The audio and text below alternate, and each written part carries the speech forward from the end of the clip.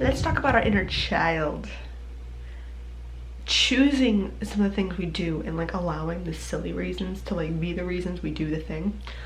Because let me tell you, I have kind of, I don't know, finally like linked into something with my health routine and doing the things I really just enjoy, and like I'm not having a hard time like keeping up with like going to yoga or like actually doing my workouts or like eating foods I really like and doing other things of this nature. And I realize it's because of like really silly stupid reasons, and honestly, if they work, who cares if they're silly? And I think applying this stuff more to my spiritual practice and, you know, little things like that as I am moving into, you know, it's September and then October, and it is the perfect fall. It's like all the witches get happy during fall. We all do. And I think leaning into those like little silly playful things during this time of the year is great. So going back to the workout thing for here, since I'm getting distracted already, is the fact that really shallow, really silly things get me to actually do the things that make me a much healthier person. For example, when I get irritated at my work and I don't want to sit in my apartment anymore for a little while. Thankfully, my chiropractor is like not that far of a walk from my apartment. In the middle of the day, beginning of the day, end of the day, whenever I'm just like, I don't want to do it, no. Like my inner child is just like screaming to go play.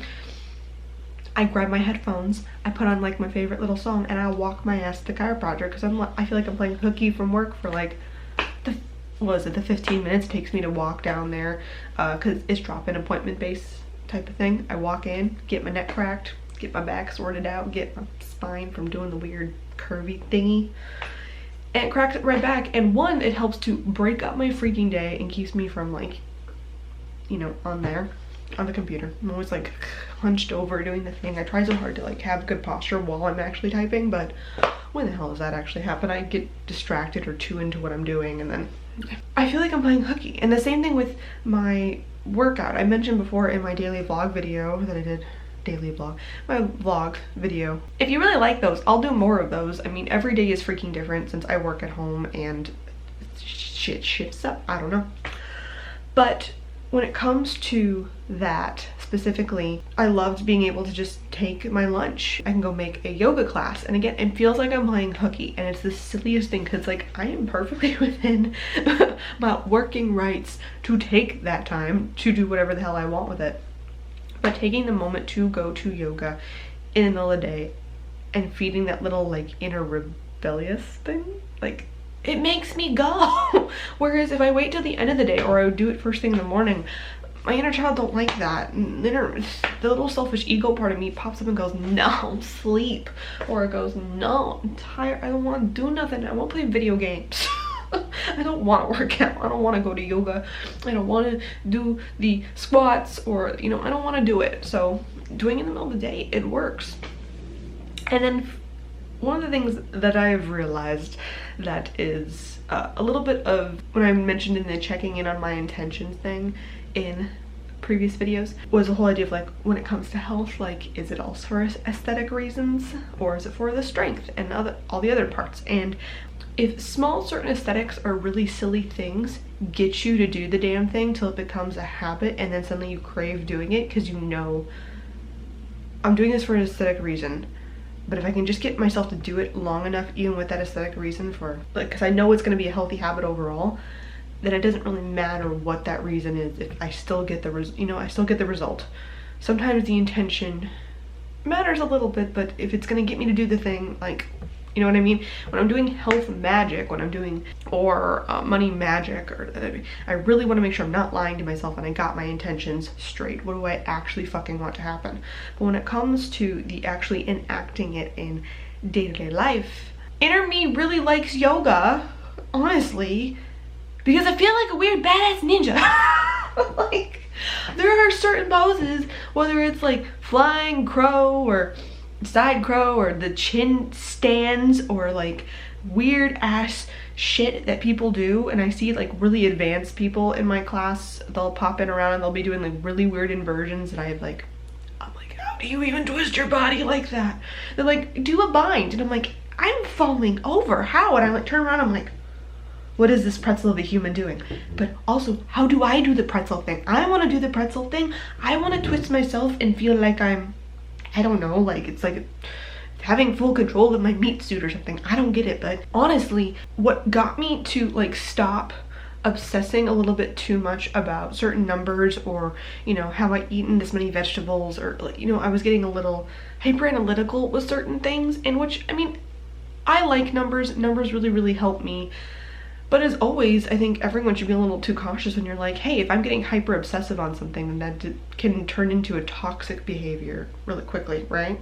So how do you monitor that? And I realized that one of the things that really helps me when it comes to health is I like strength, and I like focusing on that, being able to go to a yoga class and realizing that, hey, this doing like a freaking chaturanga, or like the weird, the high to low like plank to push up, tricep push-up thing that you do, was really fucking hard the first few weeks I was doing it, and now I can do it without any strain or any sort of weird ish to my shoulders, and like in the full one of it, fridge. And that makes me feel so freaking strong. And the fact that I can now like lift my feet up in the crow pose is like, I feel all sorts of ninja. And it's such a silly like thing. It's like, look at me, I'm doing the thing. And like little inner kid me is like, oh, do it again, do it again, do it again. And it keeps me going back to yoga class. It keeps me engaged. It keeps me going, oh, okay, well, how that weird pose that person's doing over there, that thing that makes them like look all awesome, like how do I bend my body to do that? I find out like, oh, I need more back strength, oh, I need more shoulder strength, oh, I need more this.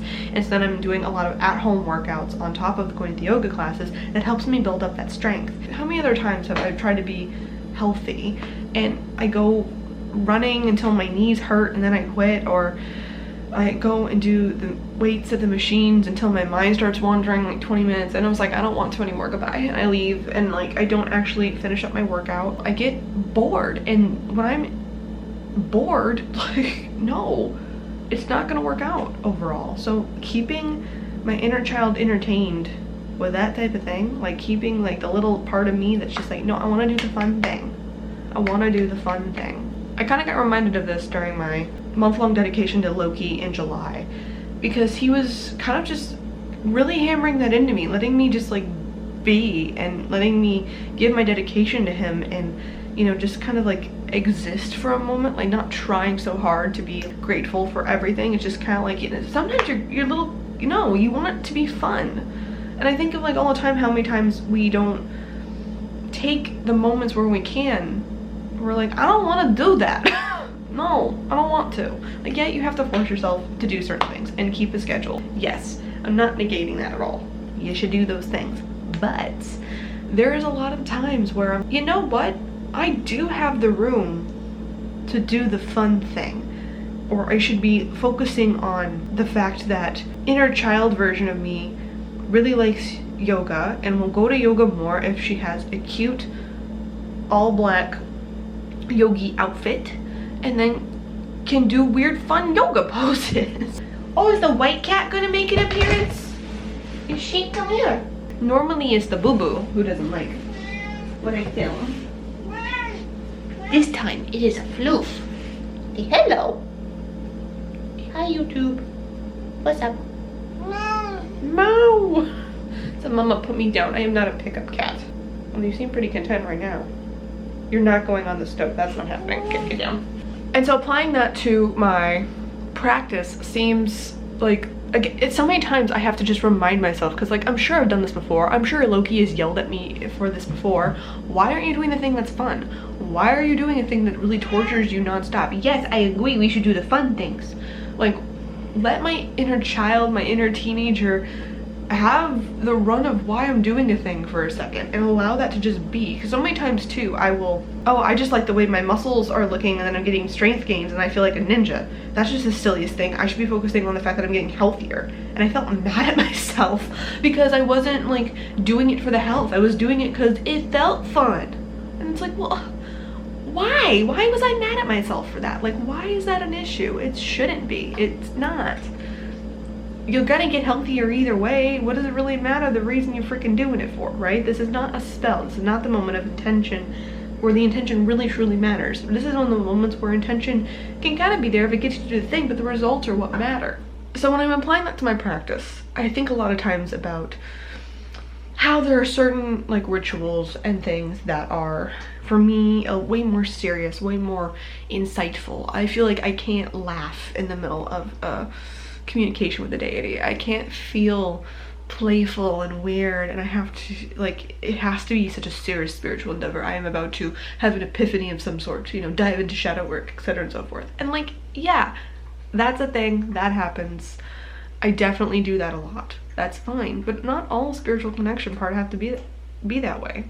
I get to laugh when I'm in sacred space. I get to be playful when I'm in sacred space. I get to just draw whatever pops into my head, and it's okay if it looks a little silly or funny or doesn't, you know, entirely align with something, or like is just kind of like a little aesthetically pleasing, even though it's supposed to be a piece of sacred art.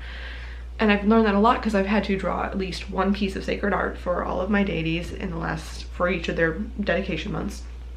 And Loki had a little bit of creative energy, Persephone had a little bit of that creative energy, but Sobek has been like really hitting home for me, the amount of creative energy of like, I want to draw crocodiles non-freaking stop, and it feels just so much like that's all I want to do. And for some reason, like, well, am I doing this for Sobek or am I doing this for me? And going into one of my meditations with him, it was very solid, just both is a thing. And even if it's not for me, like, you're still honoring me in that moment. You're still creating something that lights you up inside, and all that light up and that gratitude you're then giving to me in a meditation later. So what does it matter if in that moment right there it is for you that you just want to draw a crocodile? What really evolves from that? So anyway, I don't know, I would encourage you, if you're giving yourself a lot of guilt for the reason you were doing a thing, if it's an overall positive additive to your life, your spiritual practice, to your craft, don't guilt yourself over it. Don't care as much. If it gets you to do the thing that has been really hard for you to do, then that's great. And lean into the more playful parts, because let me tell you, the fact that I can lean into the fact that I want to kind of be a little bit of a ninja, and that's why I'm going to yoga so much, it's making me go. And I'm seeing awesome progress, so that's all I really need. Anyway, I make new videos every single week, and I will talk to you guys next time. Bye bye.